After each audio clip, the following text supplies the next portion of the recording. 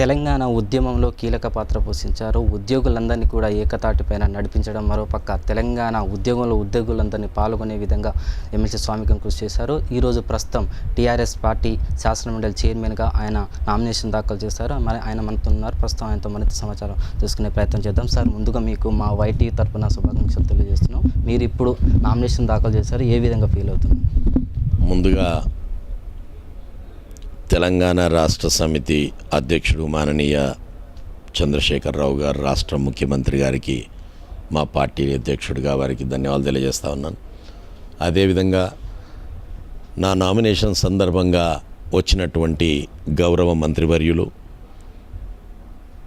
శాసనసభ్యులు, ఎంపీలు, శాసన మండలి సభ్యులు, నా మిత్రులందరికీతో పాటుగా మీ మీడియా సిబ్బంది కూడా ధన్యవాదాలు తెలియజేస్తూ, ఒక సామాన్య స్థితి నుంచి, ఒక యాచించే స్థితి నుంచి శాసించే వరకు తీసుకొచ్చినటువంటి కేసీఆర్ గారు ఒక బడుగు బలహీన వర్గాల వ్యక్తికి అవకాశం ఇవ్వటం జరిగింది.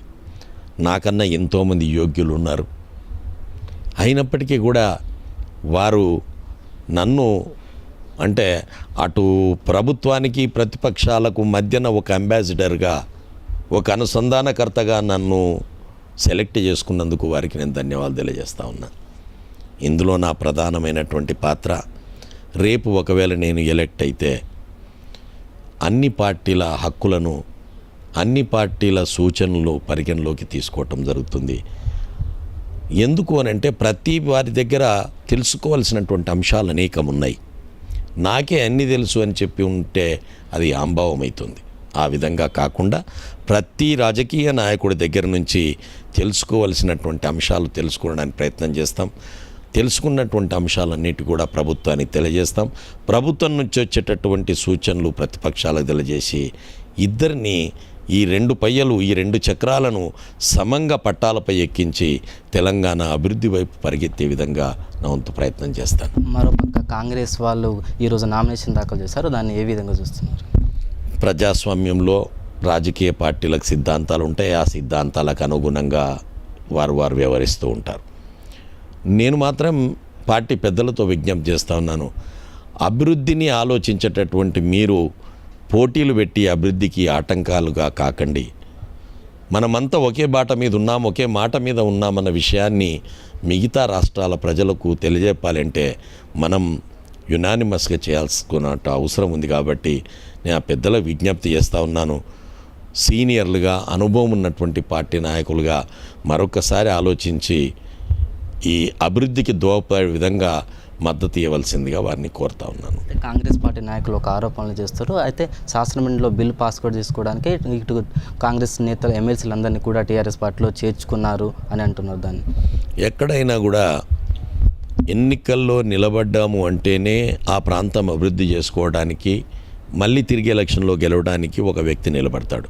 ప్రజా సంక్షేమ కార్యక్రమాలు చేపట్టకపోతే తిరిగి ఎన్నికయ్యే అవకాశం ఉండదు. అందువల్ల ఈనాడు ఉన్నటువంటి ప్రజాప్రతినిధులందరూ కూడా వారి వారి ప్రాంతాలను అభివృద్ధి చేసుకోవడానికి టీఆర్ఎస్ పార్టీలోకి రావటం జరిగింది. తెలంగాణ అభివృద్ధి కోసం వారు రావటం జరిగింది. కానీ ఇందులో ఎక్కడ కూడా స్వార్థ చింతన కనబడదు. ఎందుకు అనంటే వాళ్ళు ఆల్రెడీ పదవుల్లో ఉన్నారు. పదవుల్లో ఉన్నటువంటి వ్యక్తులు పార్టీలోకి రావటం అంటే అది ఒక్క తెలంగాణ అభివృద్ధి కోసం మాత్రమే వారు రావటం జరిగింది. అందువల్ల అభివృద్ధి ఎక్కడైతే జరుగుతుంది అనుకుంటారో అక్కడికి పోతారు. ఎక్కడైతే నీళ్లు ఉంటాయో అక్కడ కుటుంబాలు ఉంటాయి. ఎక్కడైతే నదులు ఉంటాయో అక్కడికి వలసలు పోతాయి. ఎక్కడైతే వంపు ఉంటుందో అక్కడికి నీరు పోతుంది. ఇది సహజ సత్యం. అదేవిధంగా కేసీఆర్ దగ్గర అభివృద్ధి లక్ష్యాలు ఉన్నాయి కాబట్టి కొంతమంది ప్రజాప్రతినిధులు కేసీఆర్ పార్టీలో చేరే అవకాశాలు ఉన్నాయి. వారు చేరి ఉండవచ్చు. అంత మాత్రం చేత అదేదో అనైతికమని, అప్రజాస్వామ్యమని చెప్పలేము. రెండవది, మీరు అడిగింది బిల్లు పాస్ చేసుకోవడానికి అన్నారు.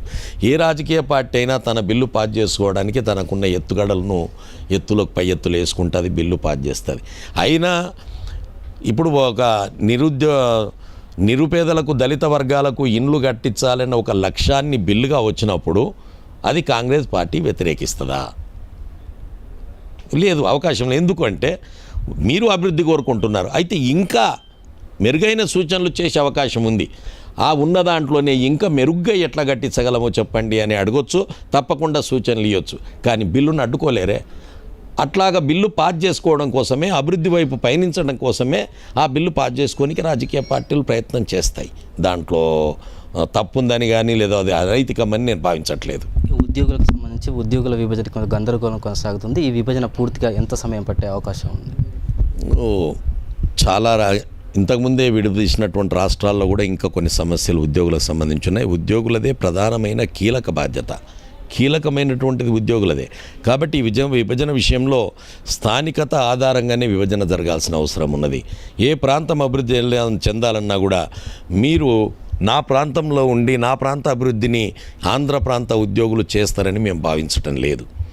ఎందుకంటే నా మీద నువ్వు కక్ష కట్టున్నావు, విభజన చేసినందుకు కక్ష కట్టున్న నువ్వు, కోపంతో ఉన్న నువ్వు నా అభివృద్ధి కోసం ఎందుకు పాటుపడతావు? తెలంగాణ ఉద్యోగులు 2 గంటలు ఎక్కువ చేస్తామని అంటారు, ఆంధ్ర ఉద్యోగి చేస్తాడా? ఎట్లా చేస్తాడు?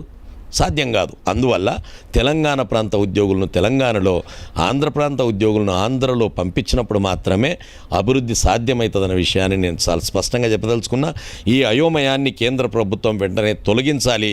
లేని పక్షంలో అది ఇబ్బందులు క్రియేట్ చేయడానికే ఏర్పాటు చేసినటువంటి వ్యవహారంగా భావించవలసి ఉంటుందని కూడా, ఇది తొందరలో ఒక నెల రోజుల లోపల సాల్వ్ అవుతుందని చెప్పి నిన్న కమల్నాథన్ కమిటీతో ఉద్యోగ సంఘాలకు మాటివ్వటం జరిగింది.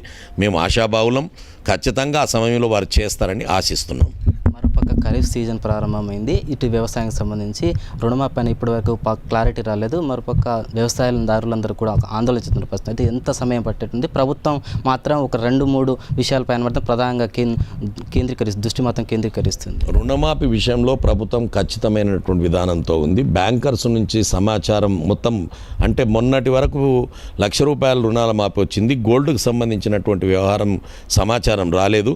అది రాగానే ఈ రుణమాఫీతో సంబంధం లేకుండా ఖరీఫ్లో ఇవ్వాల్సినటువంటి రుణాల గురించి అప్డేట్ బ్యాంకర్స్తో పెద్దలు ముఖ్యమంత్రి గారు మాట్లాడటం జరిగింది. కాబట్టి ఈ రుణమాఫీ విషయంలో కూడా అతి తొందరలో వాళ్ళందరి అకౌంట్స్ అక్కడ వాళ్ళ దగ్గరికి ఎవరు బ్యాంకర్స్ వెళ్లకుండా ప్రభుత్వమే వారికి చెల్లించే విధంగా చర్యలు తీసుకోవటం జరుగుతుంది. శాసనమండలిలో అందరికీ అవకాశం కల్పిస్తూ ఇటు ప్రభుత్వంలో కూడా కీలక పాత్ర, శాసనమండలిలో అందరి నాయకులకు అవకాశం కల్పిస్తా, నాయకులందరికీ కూడా సమానంగా చూసే బాధ్యత అంతా తీసుకుంటానంటూ స్వామిగౌడ్ అంటున్నారు. Video journalist శంకర్తో Ramesh, voice TV, Hyderabad.